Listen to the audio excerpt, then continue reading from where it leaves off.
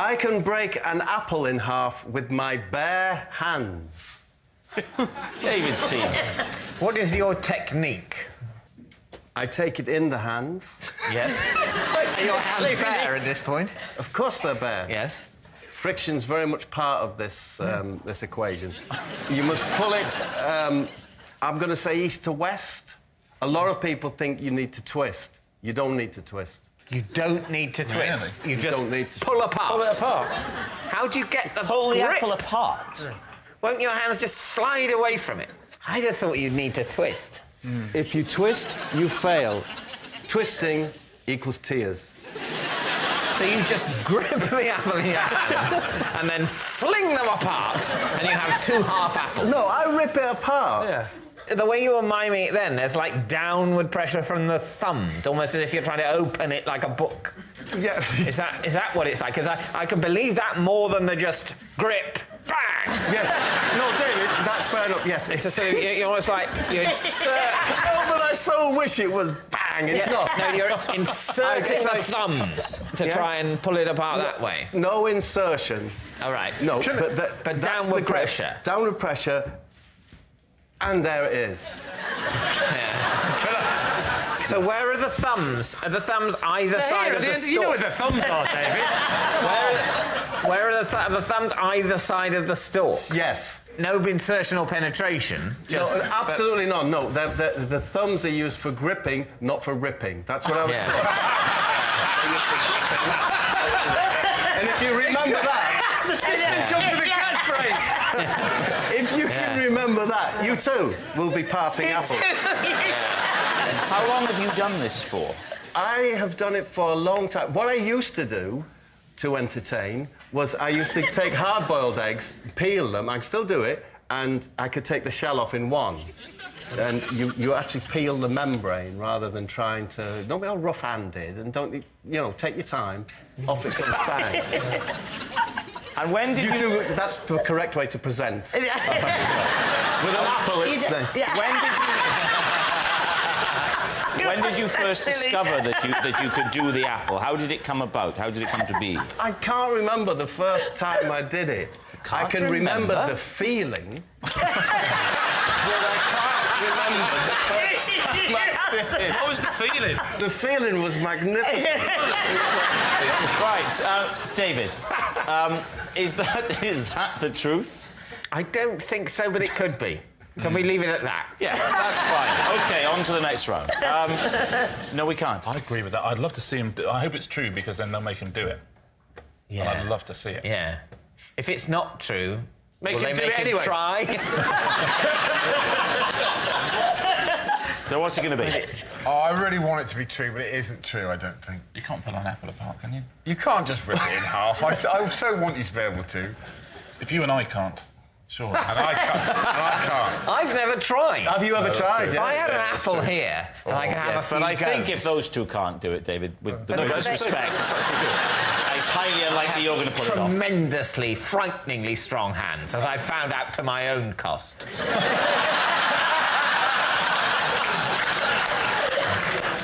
So you think it's a lie, then? I'm afraid I do, OK, yeah. well, I'll go with the Giants. You're going to say it's a lie? All right, you're saying it's a lie. Bob, were you telling the truth or were you telling a lie? I was telling the truth. Yes. Well, guess what I've got under the desk? My trusty box of apples. It's a proper apple. Ready, Yes. Bob? It's a big one. Thank you.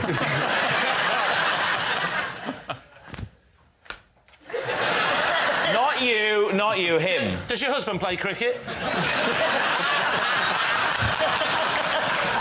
I love that sort of thing. Where shall I do it? I really hope he can't do it. Yeah! Whoa!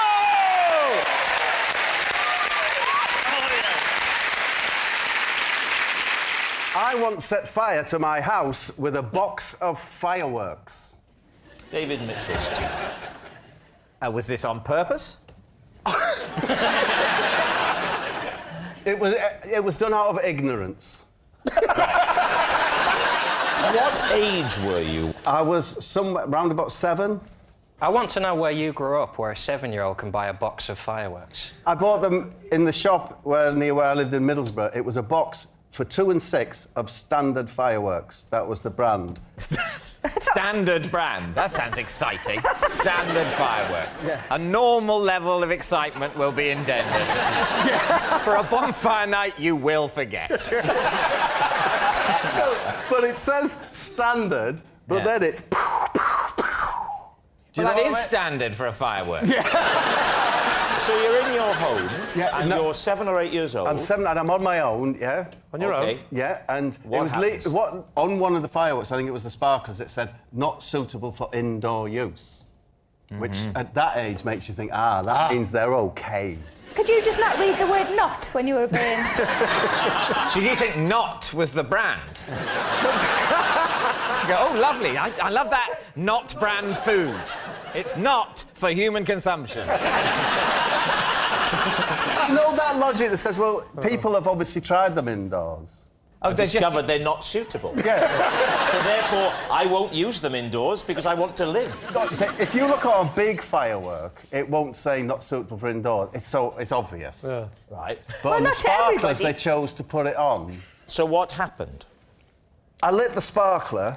The sparks went into the box of fireworks, a standard box, and set them off. And I carried the box of fireworks, now beginning to light, into the kitchen, and I threw them into the kitchen. I thought it would be more suitable. I think you're right. The kitchen, of all the rooms, is the most suitable for fireworks, isn't it? Because of the oven, the gas, the stove, there is fire naturally in the kitchen. Yeah, there's a lot of... And there's more... It's more wipe down. Yes. Less cloth. So what happened then? They went off in the What was the sound like? Was it bing, wee? No, these were only standard. And, you know, I remember, as I'm sat here now, wiping the scorch marks off the floor and thinking that my mum's going to kill me. Yeah. So I'm going to be in big trouble. Then I went back into the living room. Unbeknownst to me, Yeah. I dropped one. And the living room was completely engulfed in flames. It sounds to me that if you're on your own at home at 7, your mum's pretty laid back anyway. She said, son, will you sit here and look after these fireworks? Whilst I go out to the bingo. So, you lit the sparkler. A spark went into the standard box. Yes. The box starts to go... You go, uh-oh, I must get them into the most suitable room for fireworks. Yes. The kitchen. No need to go beyond the kitchen to the outdoors. Yeah. Mum said don't go out.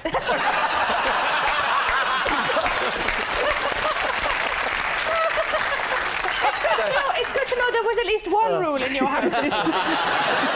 What time of day did all this happen? This happened mid-afternoon. Oh, dear, so you didn't really get the benefit of the... Who put the fire out? I went to next door where Miss Best lived. She was, bless her, she was about 80. And I knocked on their door and said, my house is on fire. And she said, do you know, I thought it was.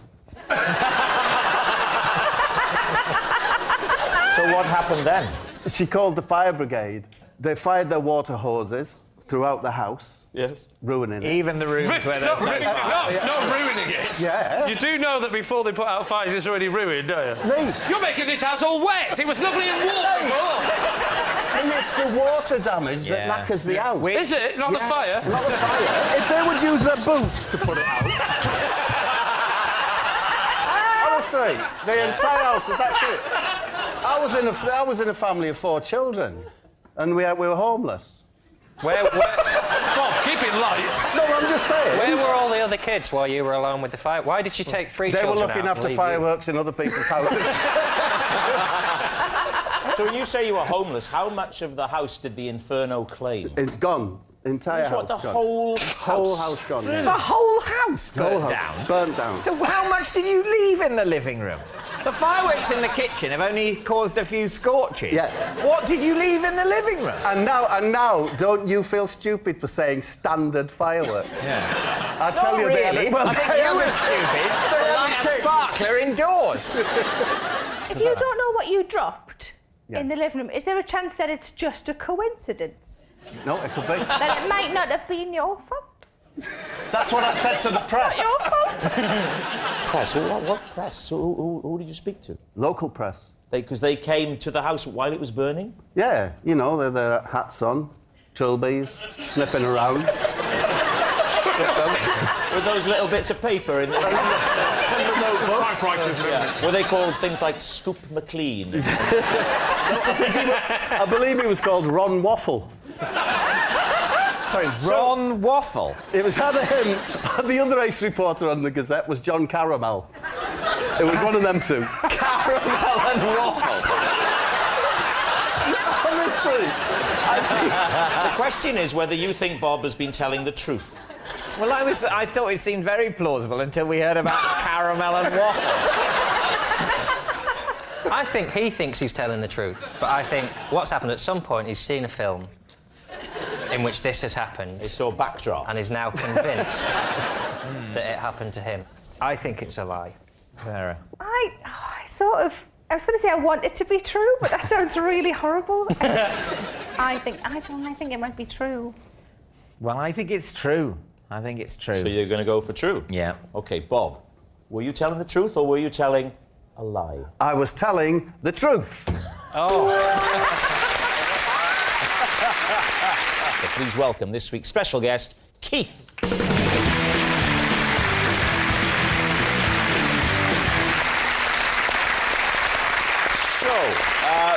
Bob, first of all. Bob, what is Keith to you?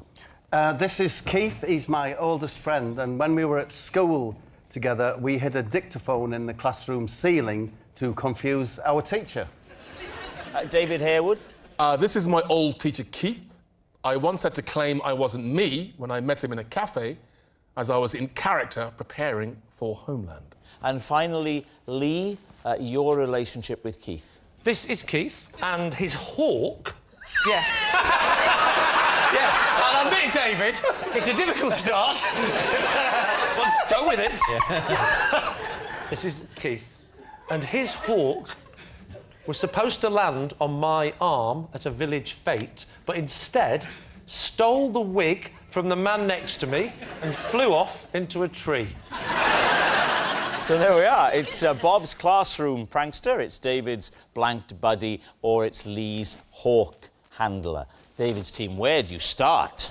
So, yes, David, he was a teacher at your school? Very briefly. What, a whole lesson? I mean, I don't know if... I mean, I would see him. But he didn't teach you? No, not teach me. He was someone who hung around a school, and he was... Charitably, you assumed he was a teacher. But if he was at the school a short period of time, how did you even recognise him in the cafe? Oh, I knew it was him. He walked into the cafe and he said, "Hi, David," and basically I blanked him. It was literally the month before I went to America when I was doing Homeland, and I'd just been to see my dialect coach. He basically said I have to stay in my American voice. So... Could you not have explained that to him in your American voice? I'm sorry, buddy, but I'm doing a wall here. I don't think it was ever as good as that, John, to be fair. I basically just had to say, I don't know what you're talking about. Oh, I'm remembering you now. Do the voice a bit more straight. I said, I don't know what you're talking about. Ooh, that did weird things to me. So your dialect coach said, you're in this role, you need to stay in this character. Yeah. Now the lesson's over, let's go to a very public place. Yeah. We are likely to encounter several people. Well, that's what you have to do. You have to stay in that voice. You have to have the confidence to stay in your voice. Why can't you just, like, turn it on like an actor? Oh, that's a cheap shot, Sarah. I have to say, I did phone him up afterwards and apologise. So you had his number? You stayed in touch with the teacher you barely remember. Would it be fair to say the hawk's looking a bit more plausible? So, David, who would you like to question next? Bob, remind us of your allegation. When we were at school together, we hid a dictaphone machine in the ceiling tiles to interrupt the lesson. So not to record, but to play stuff? Yeah. What sort of stuff? Well, it was important to keep a gap at the beginning, so we let it run, for about 15 minutes. And then there was the noise of a fly. For a brief period, then another period, to confuse the teacher. Where would you get the noise from the fly? You'd make the noise. We'd make the noise ourselves, Let's I'm hear not your paying fly for no noise. fly to do it. Let's hear your fly. You know what? It does sound like a fly. Can I hear your bee? We didn't do a bee. Do you know how to do a bee? Just like that fly. Oh, no, bit louder. it's more wholesome if it's a bee, isn't it? Show me the difference, David. Well, I don't know. I'm not... Do well, it. I'd say, OK, a bee would be a sort of a foot... No, that's a Whereas bumblebee. a fly is Yeah. Very good. That's good. Very good. Right. Do you see the way he just slipped straight in and out of character? So yes, there was silence, Yeah. then a little bit of fly, silence, a little bit of fly, and then quite loudly, but not to frighten anyone, the word wolf.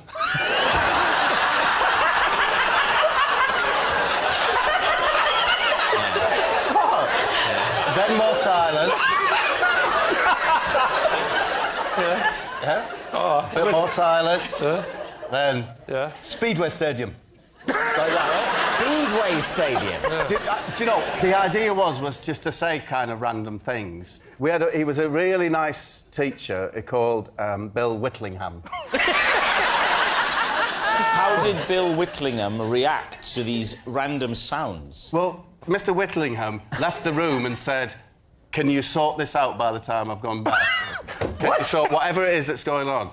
And there was a cupboard in the corner where, interesting, it had like exercise books in it, pens and that, but it also had, in a little cage, a hand lion, which is a robotic, it's a battery-operated thing. What? Are you just saying any words that come into your head? In any order? It's a hand lion, and if A hand lion? It's a robotic, animatronic hand lion, yeah? And if you'd been particularly good, he would put it on your hand and set it to lick it. Lick it. If you'd been particularly... Was this like a clockwork lion? No, it was remote control. It was remote control? Remote control. He had the controller in his desk, and he said, you've been actual such a hand good lion... boy. Get out the hand lion, and you'll get a lick. And if you'd been bad, you put him on your hand and he'd strike. He'd strike at your hand. So the hand lion had two settings. It could lick or it could strike. Yes, good boy, bad boy. Right, very Good boy, sensible. bad boy. Now, the only problem with it, of course, was... What, this story? It would... The only problem was, of course, if the batteries got low, it would get constipated. No, anyway, but in this cupboard, so we got up on the cupboard. You climb onto the cupboard that Yes. the hand lion is housed in. Probably asleep. Right, you reach up onto the ceiling tile, Take out the dictaphone. switch it off. Yep. Mr. Whitlingham Yes. comes back in. Yes. What happens? He's nervously awaiting another, edict from above. Yeah. Doesn't come, we carry on with the lesson. British government and politics it was. There was a lesson called British Government and Politics? Yeah. Whole year on that? 2 years, it was A-level. For the sixth formers, Yes. a hand lion... a hand lion that can either lick or strike was what was used to express praise or the opposite to these 17 or 18-year-old students. And it was very effective. All right. Would you like to move on to the final claim? So, Lee, tell the story about Keith. I was at Village Fete, and... Why were you at a village fete? I was helping out. What village? Thames Ditton. Why were you helping out at Thames Ditton Fete? Because I don't live too far away from there, and they asked me to help out, and I did a few little things, like I did a bit of tombola, a bit of announcing. Then I went over to judge the pig racing. The usual things you do at a fete, you know. The pig racing? Yeah. I don't know why I judged it, because surely first past the post, but... Well, I was doing a case of a dead heat. And what happened with the hawk and Keith and the wig? One of the things I had to do was to volunteer to stand there and learn. He had the little headpiece on where he'd teach the crowd basic falconry, I believe we call it. I stick the glove on and then hold this little thing. I don't know what it was, but I'm doing this. A I'm a bit small nervous. morsel of meat. Thank God you've been to one, because I haven't. Yeah. I'm holding a small morsel of meat. Then what happens? And then the swan comes down. The swan came down. So the hawk comes over, right? It comes up, but there's a person missing from this story, and it's the mayor, right? The local mayor. I can't say it in I always struggle. Mayor. The mayor. The mayor, right? The So mayor you're of London. standing next to a horse. Yeah, so the local... So the mayor is doing his bit, but the mayor has got a wig on, right? The hawk flies over to go and land on my hand, but he lands on the mayor's head. That's when he gets caught up in his what should we call them? Talons. He gets caught up in the talons, and then in the sort of panic, the bird sort of... And he can't release this wig, and he flies off, and he goes into the tree. I said, why didn't he go for the meat? And he said, I genuinely think the gold chain caught his eye. There was a bit of confusion for a second, and he just did a bit of an emergency landing on a mayor's wig at Thamesden Fate. What's there not to believe? At that point, did you cry, oh no, the mayor's hers over there?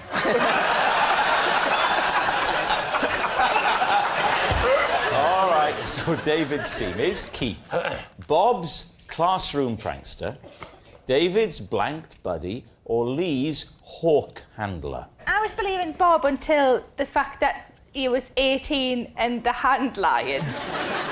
I'm leaning towards David. I think I'm leaning towards David. I think it's Bob, and I think he panicked because he knew we were onto him, so he went on a ridiculous riff about a hand line to throw us off the scent. I'll go Bob, but I've been wrong before. Tara? I'm going to go David. We'll go David. You're saying David. Mm-hmm. Keith, please reveal your true identity. My name's Keith, and Bob and I recorded voices and hid the dictaphone in the ceiling. The police once ordered me to leave town, unspecified, because I was frightening the locals. David's team, what do you think? Could you give us some context, Bob? I'll give you the name of the town. It was Castle Douglas. Ah, where is that? It's southwest Scotland. And why were you in Castle Douglas? Was it a tour or something? No, it was a long time ago. I was only 17, 18, that kind of age. And... A numerical age, that kind. Yeah. Rather than iron or bronze. That's a different kind of age. I was with two friends trying to get as close to the Gulf Stream as I possibly could. What? What do you mean you wanted to get close to the Gulf Stream? It seemed such an appealing, far-off, miraculous thing, this hot stream of water so near us, that it was hard to believe in it just from the textbooks. But it's not like a spa. It's a massive flow within the ocean. Yeah, but you can't see it. Well, if you're at the Logan Botanical Gardens... Well, there's a lovely view of the Gulf Stream. No, but you can see the effects of the Gulf Stream. You know, it's like a tropical gardens, and so in that way you sense the influence of the Gulf Stream. Well, no, it's extraordinary. I know all teenagers are absolutely mad on the Gulf Stream. They can't get enough of it, and its flowers. But that was one reason amongst many. But the police of Castle Douglas don't mind the teenagers who'll flock there to admire the effect of the Gulf Stream. So what was it that you did that put their noses out of joint? We scared the locals, apparently, because we were wearing very grotesque masks. Why were you wearing masks? If you're going to gardens, why would you wear a mask? Ah, well, here's the thing. That's a perfect question. Yeah. Just before you answer it, have a minute. we were travelling in a Morris Minor, and we were sleeping in the car. There was three of us. There's me mate Harry Harriman and Steve. Steve Steveman. No, Steve, by the way. He was. You just called Steve, by the way. He was. Steve, by the way, as in incidentally. Yes. Anyway, we had these... You're wearing these masks? We're wearing these grotesque... Why are we wearing these masks? We're wearing these masks because we didn't have anywhere to sleep and we were sleeping in the car. Right. They'd been given us by Harry Harriman's mum, yeah, to keep us warm at night because of the heat generator. What, grotesque latex masks? Yes. They were just old men's masks, but they were to keep us warm. Harry Harriman's mum she sold these stuff from home, and she sold another thing which was called a jobble top, yeah, which was a bobble hat that made it into a jumper. and the big bobble was at the back, and it buttoned down the front. And that was... I'm telling you now, right, if this is a lie, and they end up saying lie, I will say to you, why did you make it more difficult for yourself? by mentioning the joggle top, or whatever it was called. Because I'm imagining my sleeping arrangements and think, yes, we had the latex masks on and these giant, like, what they're called jobble tops. Right, Okay. So, Snood. if you're wearing a sleeping mask and you're scaring the locals, like, normally the locals would be in bed when you're going to sleep, and it's dark, and you're in your car and you got a scary mask on. You know. No, we were just... On our drive, daytime drive from Dundee to Castle Douglas... With masks on. As we went past Keep people, your faces warm. we were staring at them with our scary masks. Why did you not remove... Because I would say, from my experience of sleeping all night in a classic car in a latex mask and a jobble top, you get quite clammy. And so in many ways, it's quite a relief to take the latex mask off for the next day's drive. Yes, and not to mention how it helps being able to see where you're going. Yeah. But no, of course, we take the mask off in the morning, but then round about midday, you wanted to put it back on. Yeah. At what point did the police get involved? Isn't the police get We involved? parked up in Castle Douglas, right next to a shop, because we wanted to get one of their famous Scotch pies. As we came out of the shop, I was grabbed by a policeman, and it was a sergeant, by the way. Sergeant, by the way. So that's how you got away with it, because you said, don't worry, that's my dad. Maybe it was. I'm a sergeant, by the way. I think, Daddy! So the sergeant, by the way, he took me to the police station, and So he arrested you? Yes, taken, put in a room, and then the sergeant and a plainclothes detective came in. Plainclothes detective? Oh, yeah. What has you done? CID have now got involved. And then they said, you're going to have to wait here. We've sent for a specialist from Edinburgh. and then, as we sat in, it came in and said, right, what's with the funny faces? They said, what's with the funny faces? So what did you say? Well, we explained what had happened, that we had these funny faces, that we slept in them, and that we're terribly sorry to have caused any offence. So presumably then they released you? Sergeant, by the way, followed us till we were out of the city limits. So that's my story. It's quite a holiday. What do you think? I know what I think. What do you think? I think it's true. You think it's true? Yeah. That's not what I think. Cian, what do you think? I'm going to go untrue. OK, Cian's going untrue. Adil's going true. David? My initial reaction is it's a lie. Let's say it's a lie. You're saying it's a lie? Yeah. Bob Mortimer. Yes? Was that story true? Or was it a lie? It was true.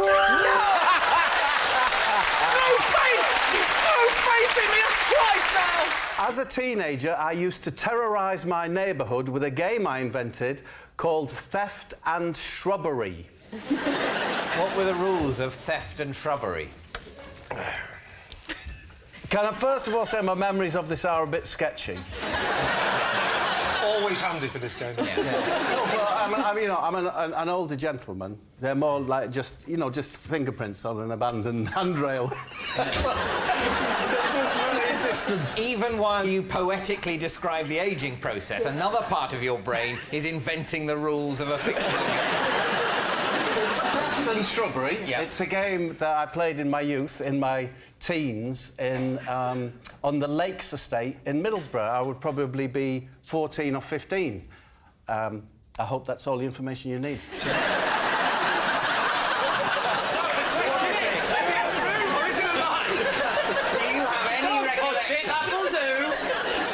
As to what this game involved. Yes, of course. Of course. In which case, I'm satisfied and there's no need to tell me. What were the rules? There would have to be a gang of you. I would usually be with Staver and Bagger. Well, I didn't realise you knew hobbits as a child. Neil Overall, Jerry Dungaree's son. Didn't take his father's name. Hated him. Hated him. So, and Gary Cheeseman would be there. The reason he was called Cheesy is because his mum used to give him a cheese. Do you know the cheese slice? Yeah. Oh, yeah. To take out with him when we were hanging around the shops and that, because she thought it was good for his spots. you'd want him to burst in slightly. Surely it's because of his surname Cheeseman. No. Surely that was part of it. Do you know, Gary Cheeseman was a big lad, yeah? A very big head. Sniper's dream, they used to call him. Oh, he's such a nice... The thing is, he's such a nice lad. And he was a...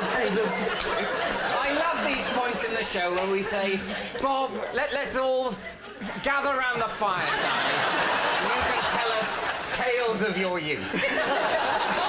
So the rules of the game, of course you will know. The rules of the game. Theft and... Shrubbery.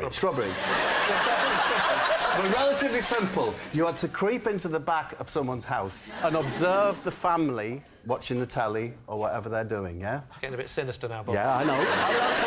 Is this at night? This is on the evening time, yeah. So the family, as it were, backlit by the domestic lighting? It's beautiful. Yeah.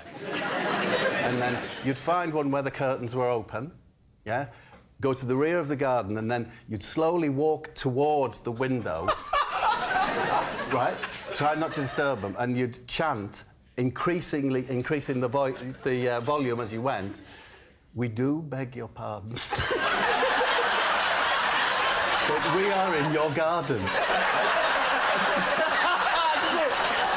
And then you gradually get closer and closer to the window, and as soon as you were seen, that's when shrubbery comes in. Which was what?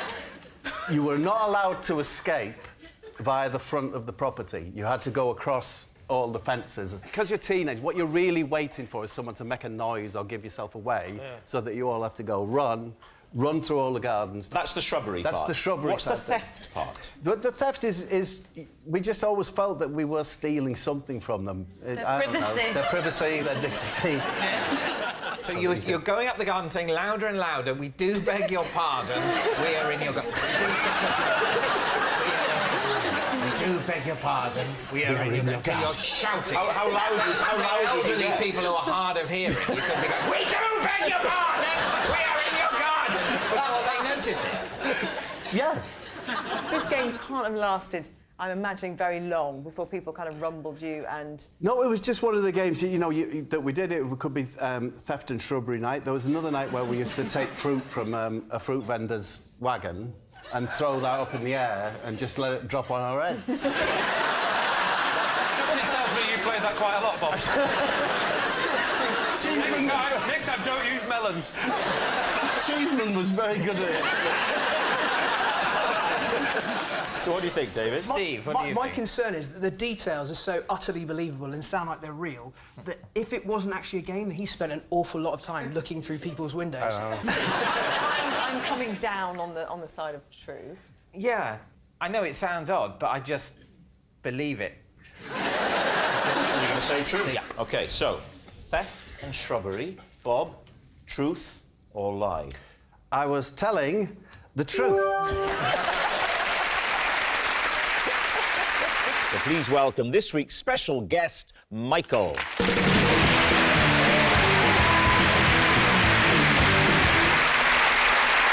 Right, we'll start with Diane. What is Michael to you? This is Michael. I once punched him in the face because I thought he was a ghost.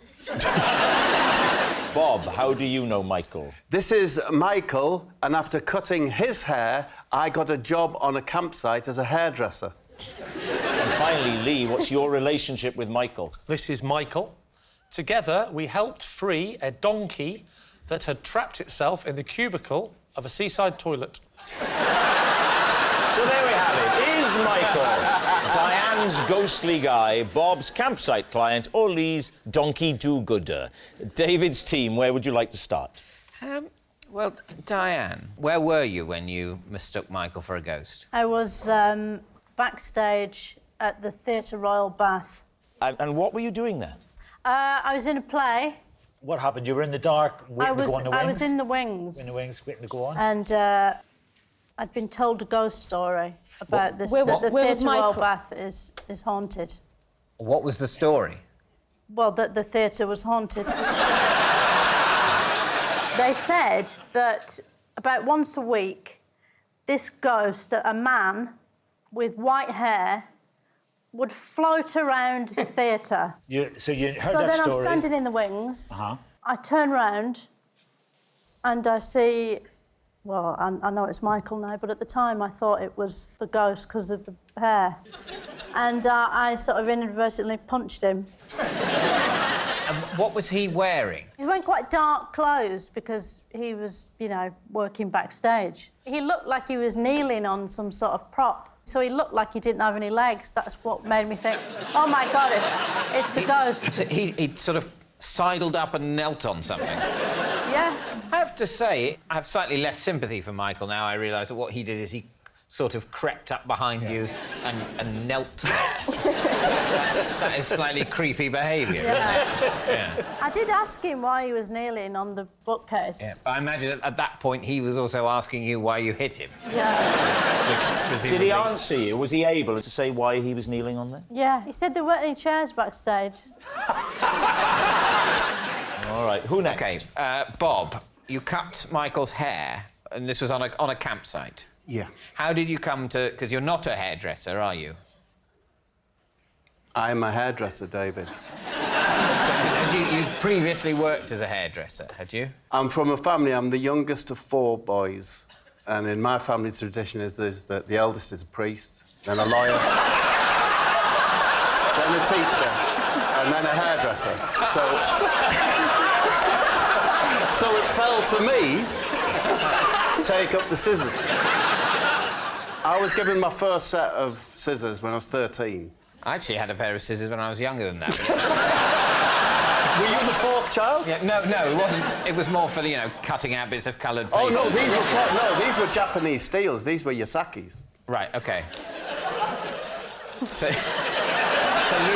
you were given these hairdressing scissors at the age of 14? Yes. Had you undergone any further training or just were encouraged to experiment? Well, here's the rub. Because Michael, or Mickey, as you know, Mickey the drink, he's...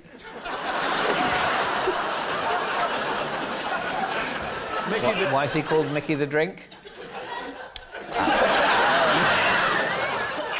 Anyway, so, he was one of the first people that I ever gave a haircut to as a young boy. He was one of my friends. And then, fast forward to 1982. I go to the World Cup in Spain. There was Michael, Billy the Pigeon... Gentle Kenneth. Billy the Pigeon? Gentle Kenneth, yeah. Why is he called Billy the Pigeon? Oh, he's found his way home. No, he's a pigeon.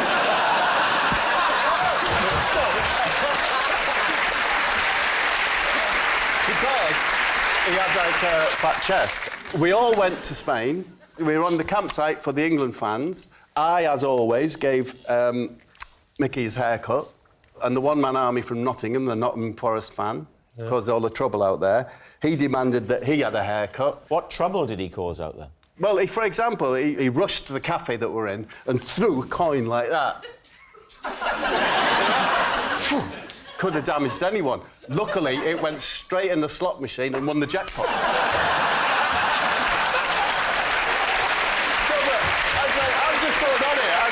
It was really rather simple story. So I cut Mickey's hair. I'd done since he was 13. So you'd cut his hair regularly. You first did when he was 13. When he was 13, one of the first people. You were his regular hairdresser. No, that would be a lie. But I would always cut Mickey's hair. Yeah. I was seen doing this, and before you knew it, over the course of the next 10 days, I probably did 50 to 60 haircuts. And were you paid for these haircuts? I probably was, but in kind. Right. Oh, because the only thing any of these English fans could say was huevo solo. And that got you an egg sandwich.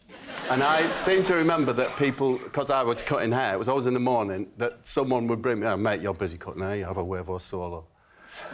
So you were paid in egg sandwiches? I think maybe I was. And you did 50 haircuts over, how many days? I think that was probably 8 days. So you're having 50 egg sandwiches over 8 days?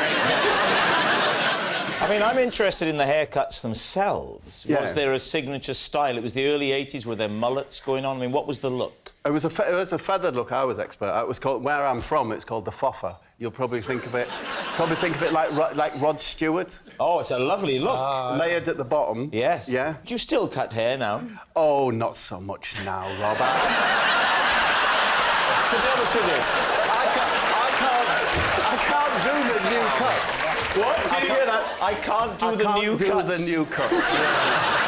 Right, what about Lee and the donkey? So, Lee, tell us your story. I was at the seaside. I went to... Whereabouts? Blackpool. When was this? This was last year, believe it or not. Last year? Only last year since the last series and why it hasn't cropped up so far. Fair enough. On holiday, or were you summer seasoning? Summer seasoning? Doing a summer season? I'm not a juggler. Or were you... They have comedians in Blackpool. Or were you giving a keynote speech at the Conservative Party conference?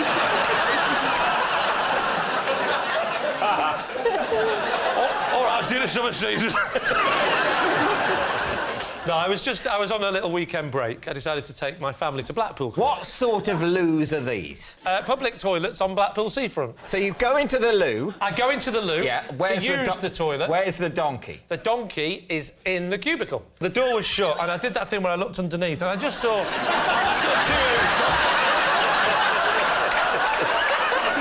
I said, you belong, mate. Which way was the donkey? Which way? Which way in was he? He was actually facing outwards, so the bottom was stuck in the cubicle and the head was sticking out the front. So he reversed in, did he? No, he didn't reverse in. The toilet reversed up to him. Yes, he reversed in. OK. It turns out someone had witnessed this happen. Yeah. He'd gone into the toilet. Who is this person who witnessed this happen? It was some guy was in there. Some other guy, not Michael. There's a guy... And he goes, I tell you what's happened here. Yeah.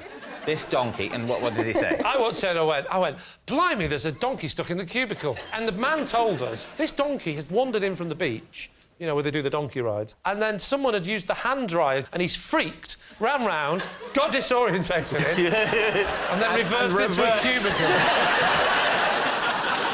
And at this point now, Michael was in there, because the other fellow went out. He said, I'm not dealing with it, I've got to go. I'm just the one that's here to explain the scenario. He said, the guy said, I'm not dealing with this one, I've just got a leopard out of the sink. You can do this one. So he goes out, and the donkey's back end was literally stuck inside the cubicle. How did you get the donkey out? I pulled the reins as hard as he had reins. That's why we knew he wasn't a wild donkey. There's a lot of wild donkeys. I'm pulling at his reins like that, and Michael sort of tried to lean over the back, and he had his beach towel with him, and gently gave him a little, I wouldn't say a whip, that would be hard, but enough to make him try and come forward. But it just didn't work. We could not get this donkey out. Right. Died. Oops, fell off. Join us next week on What a Legend! At least it was the right way in to use the loo. Yes, perhaps he was using the loo. That's why he wouldn't come out. He needed the loo. Yeah. I hadn't thought of that. Yeah. I say donkey, I mean fat bloke. I remember I was a fat bloke and I wanted to use the donkey. And he had one of those funny little Blackpool masks on of a donkey. It's all coming back to me now. I got arrested. I did 3 months in Parkhurst. The story. He's in 3 months in Parkhurst. But since we last did the show. Michael is a prison officer. I think I'm David. So there we are. We need an answer. David's team. Is Michael Diane's ghostly guy, Bob's campsite client, or Lee's donkey do-gooder? Well, what do you think? See, when I heard Diane's story, I thought that was a lie, and then I heard Bob's story and Lee's story, and then suddenly Diane's story seems a little bit more real. I think it's Bob. I think giving your man a haircut is the truth. 50 haircuts in a week, paid in egg sandwiches. I don't know that you can do that hairstyle with one pair of scissors. I'm from a family of hairdressers, and I just don't think you can do Rod Stewart from a family of hairdressers. Scissors, Did you have more than one pair of scissors with you? No, my response to that, Nadia, is a family of not very good hairdressers.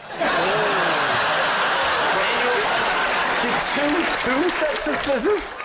He looks round about Bob's age. And Bob's haircut? Yeah. Can I just say, one final chance? He looks to me like a man who hangs round gentlemen's toilets.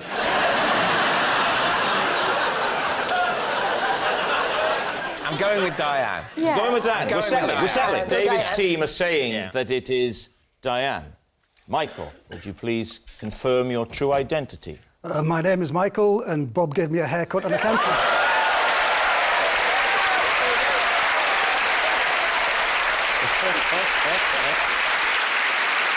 They can actually see photographic evidence of Bob cutting Michael's hair. There they are. Oh, my gosh. It really did happen. Thank you very much, Michael. For the past 15 years, I have performed my own dentistry. David's team. So... Give us a big grin. It could be true. I know that you're implying I'm a bad dentist. No, because even very, very, very good dentists sometimes get someone else to do their teeth. Right. And by sometimes, I of course mean always. How do you do that? Like, what do you do? Yeah. Well, no, the key to it is I don't do extractions. I haven't had to. Fillings? I do fillings. I do fillings, crown replacement. I repair bridges. Specifically, I don't do, so don't ask, Stacey. I don't do implants. I don't do root canal. Do you drill? I do have a drill I use. You have to do a filling. You've got to drill it out first, haven't Exactly, yeah. Do you use local anaesthetic? Yeah. No need. No need? No need. Why? Because it's not true? The situation in my mouth is I have one very long piece of teeth, that white bit there. That's all one piece, yeah? What? One piece. But made to look like many teeth. Oh, I see. So that's false teeth. Yes. OK. Either end of this, I have two, what you call crowns, yeah? Right at the end. At the bottom, I have my own teeth here. As my dentist says, my bottom one's a poppadom colour, yeah? And my top one's a pilo rice. So who said that? My dentist. So this was some time ago? No.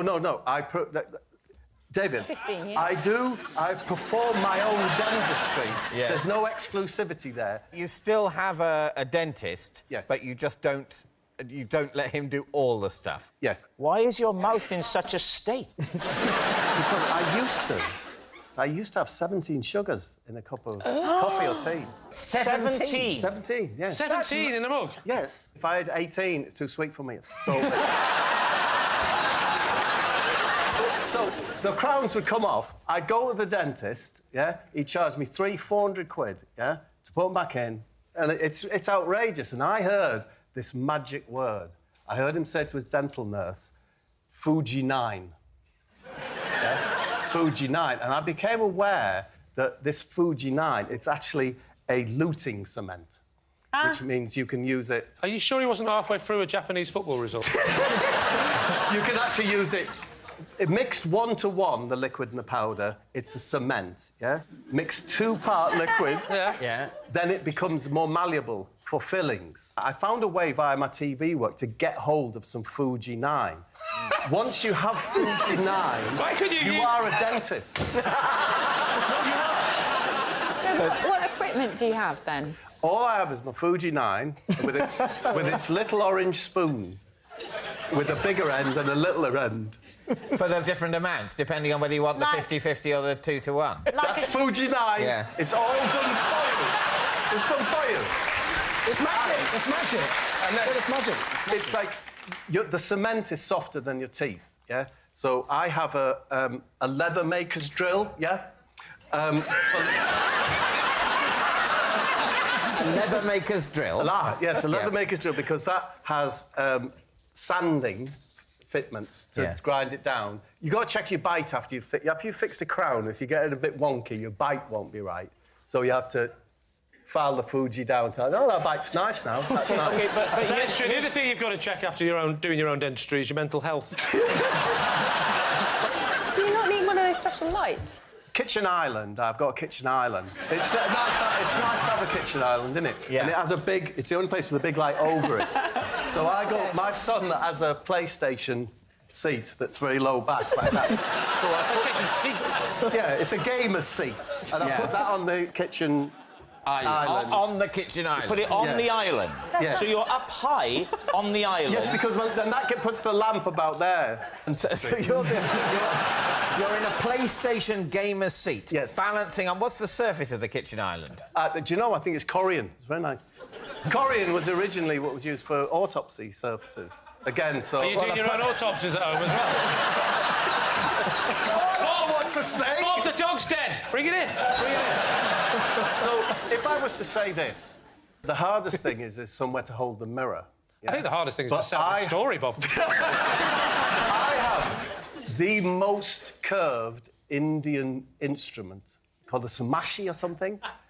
And if I put it next to me on my gaming thing, the curve of it, it's like a flute thing. The curve of it goes there, and I can put my mirror there like that. Got the light there, game thing. Sorry, you hang the mirror on the end of a curvaceous Indian musical instrument. Yes. But this is very specific. So what's it going to be? There's a lot of detail. Yeah. If he was trying to make this story plausible, why would he say the way I set up the mirror is that I tie it to the end of an Indian musical instrument? Do you remember Bob being on this show before? Yes, and it's always true. It's true about the masks in Castle Douglas. It was true about him being able to tear an apple apart with his bare hands. It was true about the game in the gardens. Well, look, whether or not it's true, and we don't know yet, don't try it at home. I should say. Do you ever do extractions, Bob? I've never done an extraction. Because I genuinely had an extraction yesterday, look.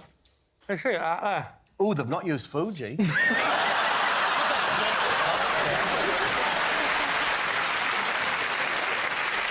All right, so what's it going to be? I think it's true. You think it's what? I think it's true.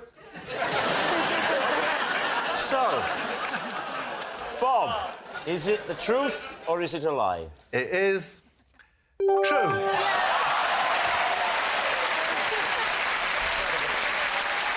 Please welcome this week's special guest, Jonathan.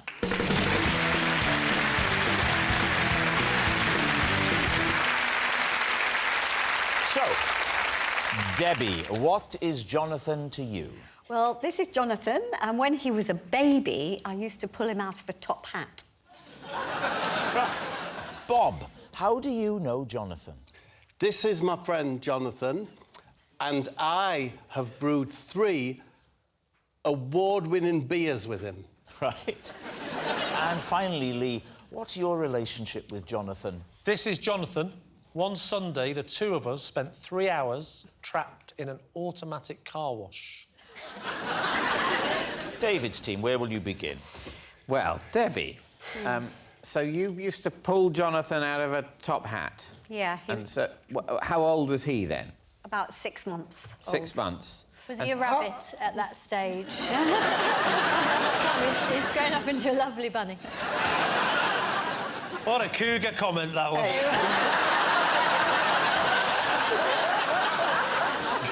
He's going for it, though. Look, he's aflame with desire. Look at him.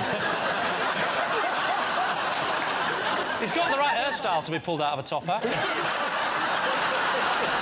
So, where did this happen? This was in a summer season in Bournemouth. Debbie, how big was the top hat then? It was a prop top hat, so it was a bit bigger than a normal one. But, you know, babies aren't very big. He was only about this big. 6 months, not very big. Yeah. And so... And was he the son of someone else in the summer season? Or No, was he one of the was- Chuckle Brothers' offspring or something? No, it was a feature in the show, and we had different babies on different nights. You know, they were like in rotation, and they came from an agency. So, who would bring Jonathan to the theatre? His mother. His mother? Yeah. And what would happen to him? I mean, I don't want you to give away the magic trick too much, but where was he stowed up to the moment where he's pulled out of the top hat? I can't tell you because I'm a member of the Magic Circle and I can't give That the is a secrets really away. handy thing for this game. I like it. Can you come on every week? Well, don't give anything away, Debbie, but talk us through the trick. There was a pretend rabbit, and then Paul would lift this big top hat from underneath and tipped it forward. And that's when I would come over as the assistant and take Jonathan out and say, and here's the rabbits turned into a real live baby. And the audience And I'd went, be like boo, we hate babies. No, they just... How long did they have to wait to be revealed? Not very long. It wasn't a very long trick. So they were only briefly on stage before the They were only briefly in reveal terrifying darkness alone. Which they are in a cot when they go to sleep at night. And indeed in a womb. Yeah. I mean, that is the ultimate trick, isn't it? Now, who would you like to question next? Yeah. Bob, remind us what it was that you've said. How do you know Jonathan?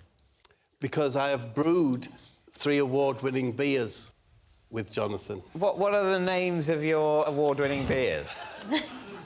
The one that's my favourite is called Kiss the Alderman. That's an IPA. Kiss the Alderman, an IPA, yes. IPA. Another one was a stout, and it was called Retail Park. Retail Park. And the other one was a lager, and that was called... Not now, madam. It seems funny now. That's why we used it. Not now, madam. Lager. Kiss the Alderman.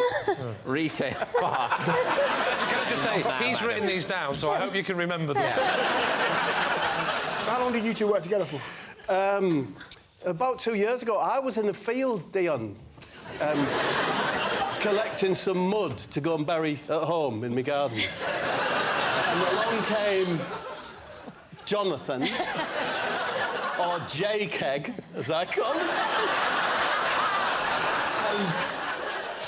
And he said, I recognise you off the telly, you're that Ray Mears, is what he said. And we got chatting, and he said, do you like beer?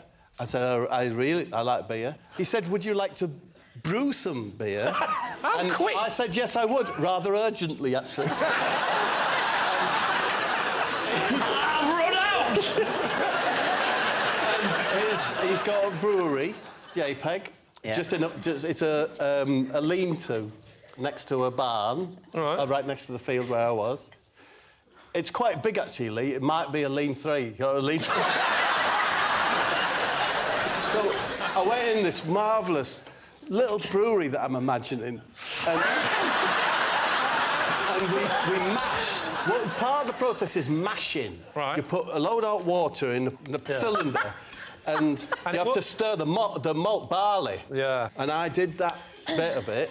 And I thought, I adore this. Is there any way that I could see this process through, and we could call this beer Kiss the Alderman? What is the Alderman? He's an unelected council official. Say, for example, let's focus in on Bolton. Yeah. So if Bolton had a large Chinese community, but there was no representatives, the councillors, they would say, would you like to informally nominate one of your Chinese community, and they will become an alderman, and they will sit on the council and be able to represent... Right. No, that makes sense. So we've definitely covered what happens to the Chinese community in Bolton. However, back to the beer story. Yeah, so... and that was Kiss the Alderman. So we brewed 1,000 litres, bottled it, and it was the top beer in the Kent Craft Ale Society. Can I ask, my husband is a brewer, what hops did you use? Citrus hops. One of them's called something, and the other one likewise is named as well. I mean, this all checks out. You know what? The thing that is the hipster brewing beard. If you were to say to me, draw a brewer, that's what I'd draw. That's what you draw now. It's very interesting. Now. Whereas, wow, really? Whereas if someone asked you to draw a brewer 30 years ago, you'd draw someone very different, wouldn't you? I'd draw you.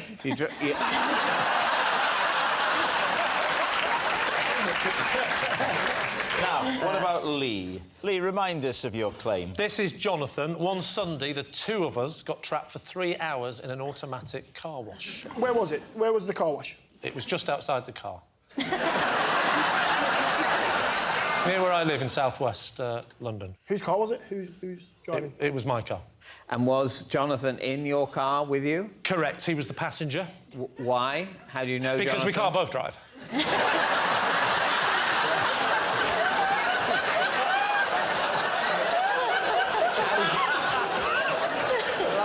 How do you know Jonathan? I know Jonathan because we're in the same football team.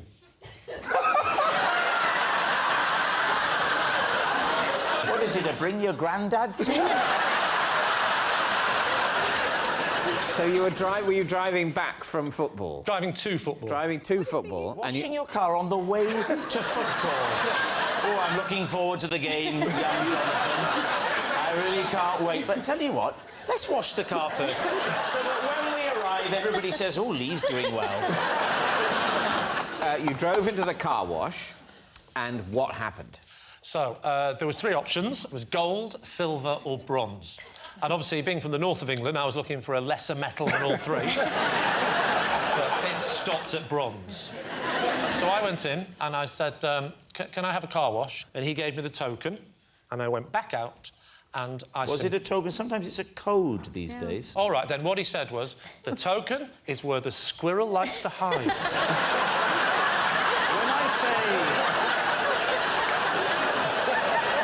When I say code, I don't mean riddle. I mean a series of numbers that you put into a keypad. On this occasion, it wasn't.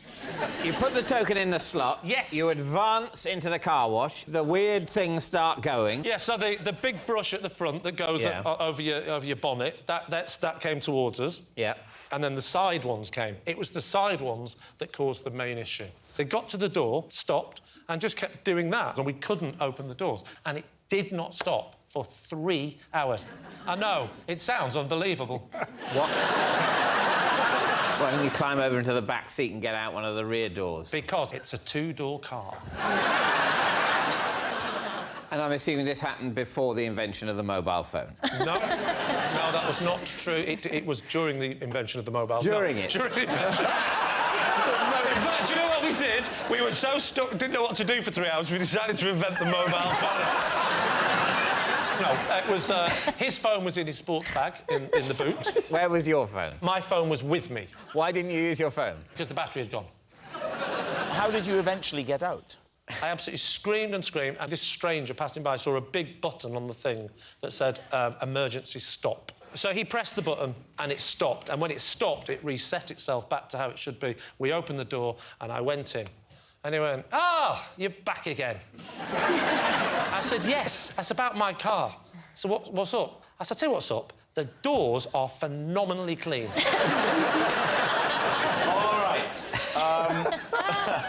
We need an answer. So, David's team. Is Jonathan Debbie's magic mate, Bob's brewing buddy, or Lee's car wash companion? I can't believe Lee's story is the kind of story I would have to invent to tell my husband if I'd been in a car with Jonathan for 3 hours.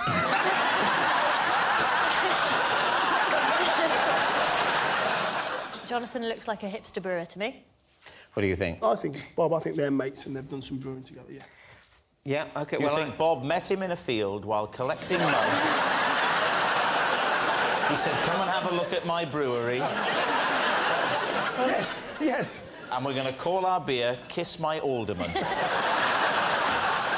It's not Kiss My Alderman. It's Kiss the Alderman. I'm so sorry. If it's true, I'm sorry. Rob, you can immediately appreciate why Kiss the Alderman is much more marketable than Kiss My Alderman. I certainly call mine the Alderman. But very popular with the Chinese community.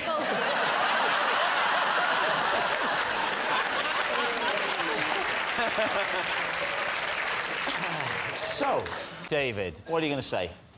I think my team thinks it's Bob. Yeah, but let's go. OK, you're going to say Bob. OK. Jonathan, would you please reveal your true identity? I'm Jonathan, and I brew beer with Bob. Yes, Jonathan is Bob's brewing buddy. Thank you very much, Jonathan. My first taste of fame was when the local newspaper dubbed me the Cockroach King. David's team. What was the newspaper? My local. It was called the South London Press. So, are you from South London? I was in the lead-up to the headline, The Cockroach King. Why were you in the public eye doing what? I was a solicitor at the time, and I sued the local authority.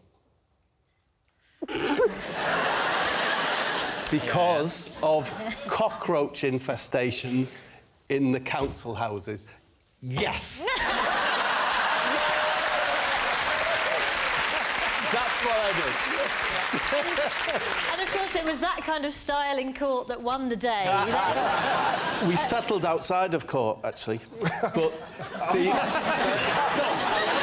I had to change the names, because these are real legal proceedings that we're talking about.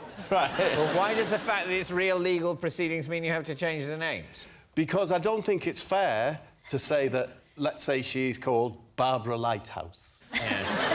Lived in the horror of cockroach infestation. Were you representing Barbara Lighthouse? I was, yes. She'd engaged your services? She's engaged my services. I visited her property. Must have been ages to get to the top. There were Egyptian cockroaches. So I had an idea, right?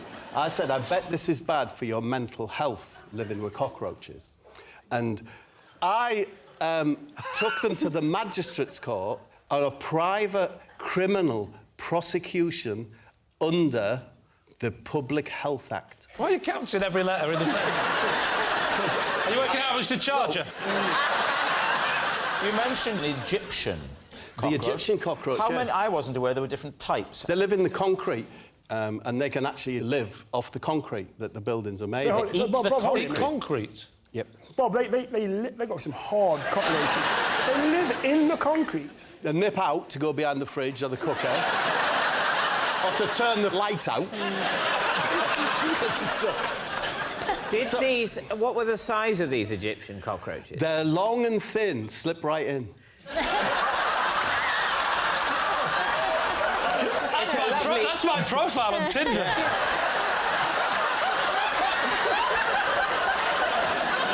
It is odd the Cockroach King would suggest a champion of the cockroach rather than an opponent. Or in fact, their leader. Yes. Did you lead the cockroaches away like the Pied Piper? No, I didn't. What happened is I got an expert from the University of Cambridge called Broccoli High Kicks.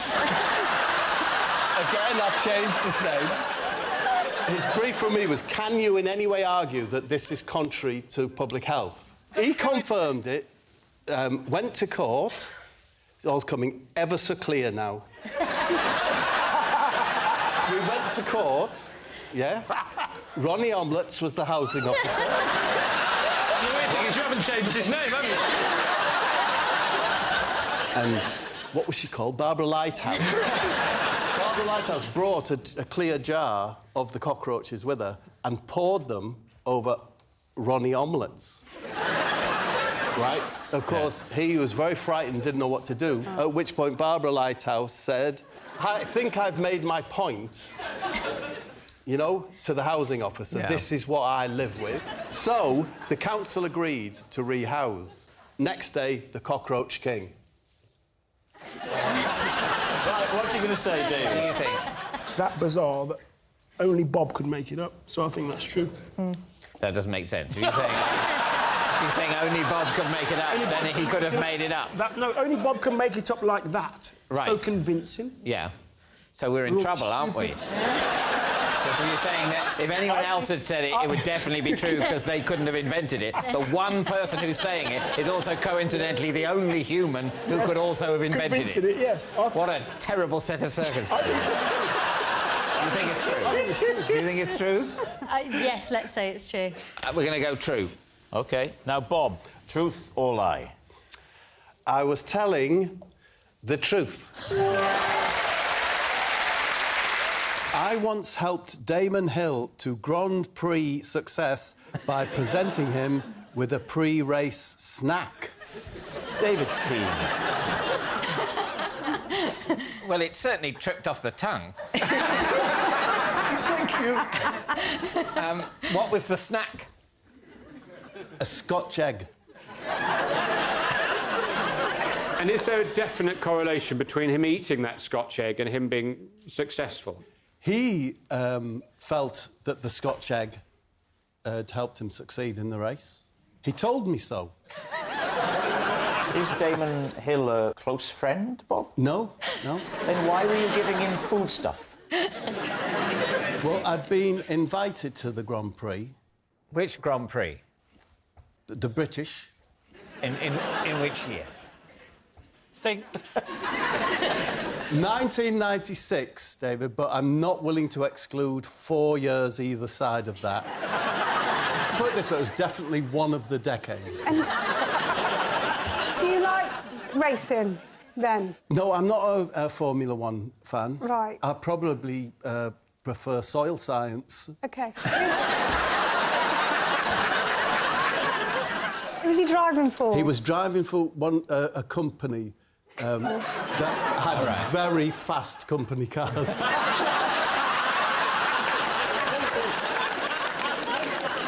So, why were you permitted access to a major racing driver? Because his manager, Shane Tobacco... I can't remember his name. You can't remember his name. Shane, or whoever it was, was also with another bloke, you know, benefiting from hospitality. What was his name? Let's say Top Heavy Ken. But I remember we went upstairs on the bus. Damon was there. He had a bed in there. Like a sort of Winnebago. Yeah. And it had, you know, mugs with I love cars, I love handbrakes, I love headrests.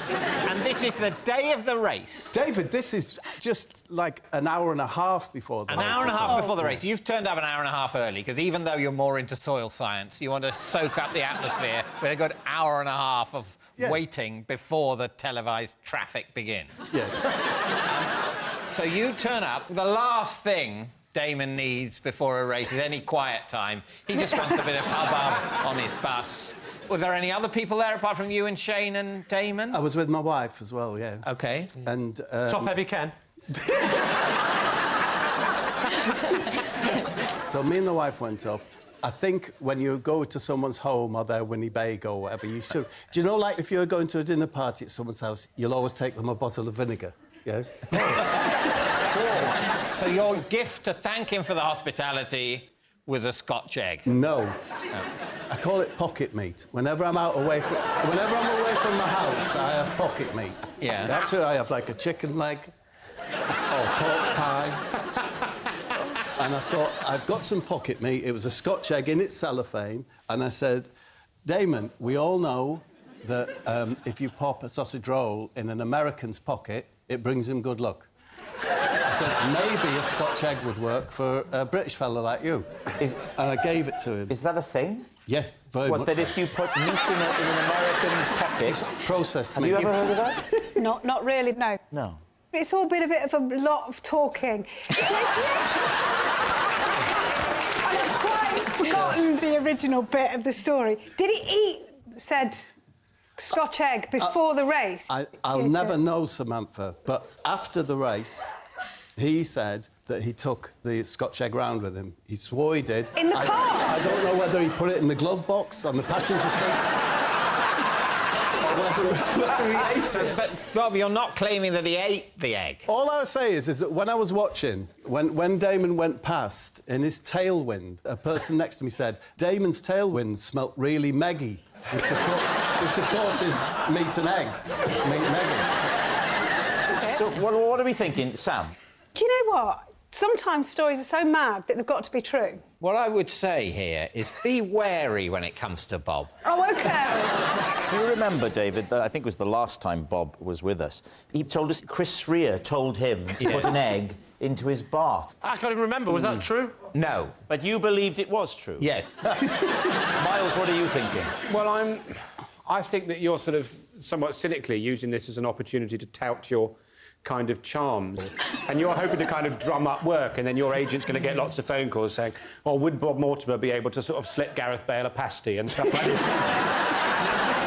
I think it's a lie. You think it's a lie, but you think it's true? I'm on the fence. Oh, dear. This is a horrible situation. I don't know. My instinct is it's a lie. You're saying lie? OK, Bob Mortimer. A lucky Scotch egg for Damon Hill at the British Grand Prix. Truth or lie? I was telling the truth. He's done it again. On a dark winter's night, I once broke into the garden of the local witch's house and was shocked by what I found there. David, Steve. OK, at what point... There's a lot of questions, isn't it? At what point in your life did this happen? I'm going to guess somewhere between when I was 11 and 13. 12? I'm going to say 12. And you say the local witch's house. What do you mean by that? I mean, this is a very distant memory now. OK. It was the house not very far from me where all the kids said that the witch lived. And who did live there? I don't know their name. Right. I'll call them Mary Candles. It had hedges at the front, you know, it's like uncut hedges, a front gate covered with hedging, and it said on the front gate, it said simply the words, "No thanks." No, really? So that's quite creepy, isn't it? Can I ask a question? You started that with saying you were shocked by what you saw there. Yeah. Yes. What did you... Yes, shocked by what I found there. So what did you find there? I'm not comfortable with telling you that just yet. Sorry, I'm not. This is going so far, it's got to be a lie, isn't it? Let me just say, it does not have to be a lie. Whatever he says, however absurd, it could still be true. However plausible, it could still be a lie. It's just, essentially, what we are doing for this section is entirely futile. We will talk for a bit, then we will guess, then it will be over.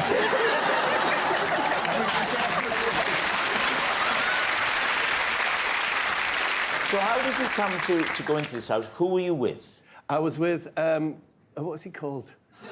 I was with Ken Numbers. I changed it, yeah. Ronnie Calculator's son. The vibe is, it's very unkempt, it's the gardening, because as we all know, Lee, witches hate gardening, wizards hate plumbing. Right? So we knew it was a female residence. Right. So you've never seen Mary Candles, but you were only speculating it must be a witch rather than a wizard because it was an unkempt garden with no sign of deficient plumbing. Exactly. And, you know, we wanted to be the first people who said, no, we penetrated, you know, its boundaries. Yeah. We went into the front lawn, down a gate to the side, past the bins, past the back door, and then to the window where there was a light on, a big picture window, looked inside, and that's when we saw this extraordinary sight. Well, extraordinary to us as 12-year-olds. What was it? You've got to say. It was a tiny, tiny horse. And I'm not saying it was watching television, that was all that was in the room, was a tiny horse and a television on. I did get in the house. You got in the house? Yes, Mrs. Candles came out. Right. Yes, and she said to me, you're one of the Mortimer boys, aren't you? Were you? Yeah. So Ken said. And she said, would you like to come in and see the horse? And she took us in, and it stank of paraffin. It was hot. That's horse? Hot. No, well, the house... I thought about the horse stunk of paraffin. The horse did stink, actually. Did he? Yeah. Of? Meat, hot meat. As we were looking at the horse, I always remember this, she came in, and she had a toilet seat in her hand. And she said, if I gave you some money, do you think you could get rid of this for me?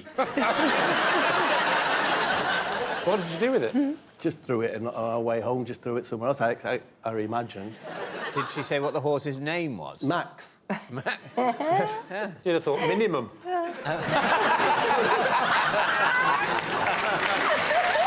right, well, now, Suggs, what are you thinking about this?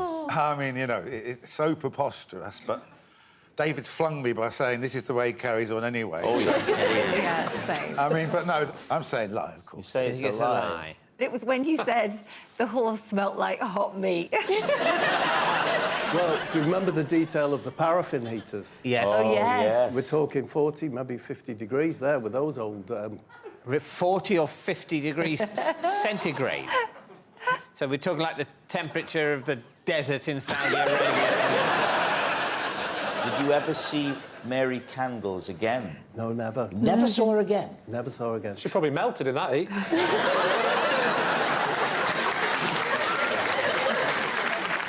All right, what are you going to say then, David? Do we think lie? I think it's a lie. I think it's a lie. I think it is a lie. All right, they're saying it's a lie. Now, we should bear in mind that when it comes to Bob, David has a very poor track record. Let's see if he can be better tonight. Bob, truth or lie? I was telling the truth. No!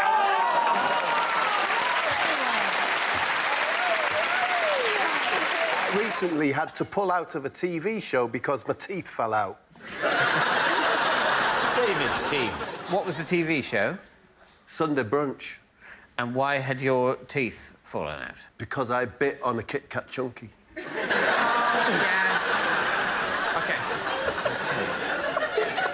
I may need you to take... I'll take the reins. Lead counsel on this. OK, so, Bob, for many years, a Kit Kat Chunky was my favourite chocolate because of the lack of suction. Now, you bite into a Curly Whirly, you ain't never getting those teeth back, right? But when you say the lack of suction, what in God's name do you mean? What I'm saying here, if you bite into a Curly Whirly, it engulfs your tooth and it ain't letting go. But it's not suction, is it? It is suction because it creates a vacuum of ooze. I am on Munya's side about the word suction in this instance. Thank you. Oh, on his side? Yeah, he's Munya, you're Rob, remember? Yeah. You're on his side? Because it is a sort of suction. It sticks, and as it pulls, it creates a vacuum of ooze. That's it. Right. So what happened? What befell your teeth? I keep my Kit Kat Chunkies in the fridge, so it was very hard. So it's like biting into a rock, and I lost. But not the freezer, though. Just the fridge. It's. Do you know what? It's a fridge drawer. Oh, one of those drawers that are refrigerated. Yeah. Oh, they're very fancy. Oh, what a purchase! Yeah. What's the context under which you're eating this? Is it relaxed? I wasn't thinking about anything in particular. Maybe the band ELO. Which period of ELO's career would you have been dwelling on? The early period before they met in Birmingham. Before they met? Yes, before so they met. they weren't even a band? No. What are you going to do with your life? I don't know, maybe make stock cubes. Maybe we should start a band. But you said you were on Sunday Brunch, or did I imagine that? No, I had to cancel my... Oh, you cancelled Sunday Brunch? I lost everyone. What? What? You bit into it with abandon. Yeah. You lost, what, 4 top teeth? 9. No. 9? Yes! All along the top. You take one bite from this... bite. And that's it. 9 teeth are toast. No. Yes. No. It can't I believe it. It can't be. The girth of the Kit Kat Chunky is not 9 teeth. Yeah. I mean, I couldn't have put it better. It's only going to take 4, 5 maximum. If it was 3 teeth, would you believe it? In which case... Too late to change your mind, Bob. Yes, I would. You believe it was 3? Yes. You want to think around that. Why? Because it might help you to decide whether it's true or false. No. David. The mind games. OK, David, it's time to decide, truth or lie. What do you think? OK, I did think it was the truth, just because of everything that's happened. Yeah, but now I think the amount of teeth... Yeah, but here's the thing, right? Imagine it's a lie. Yeah. I'm going to bring you down to my hell. But why would he go for 9? wouldn't he go for a more believable number if he was making it up? That's true. He would have gone for 2. So why would he say 9 unless it's true? I can see through Bob, and I know this is a lie. It's up to you, but I'm telling the truth. It's a What do lie, you think? David. Do you think it's true? Yeah, but it It's a doesn't lie, say David. 9 You think teeth it's on lie? the card, though. It just says teeth. It just says teeth. He could be trying to be like... David, scare it's off. just a game. It's true. I think it's true. No, David. No, I don't. I think it's a lie. It's a lie. It's a lie. You think it's a lie? We're going It's a lie. I don't know what I think. All right, but I'm saying it's a lie. Bob, they think it's a lie. Was it a lie, or were you telling the truth? I was telling the truth.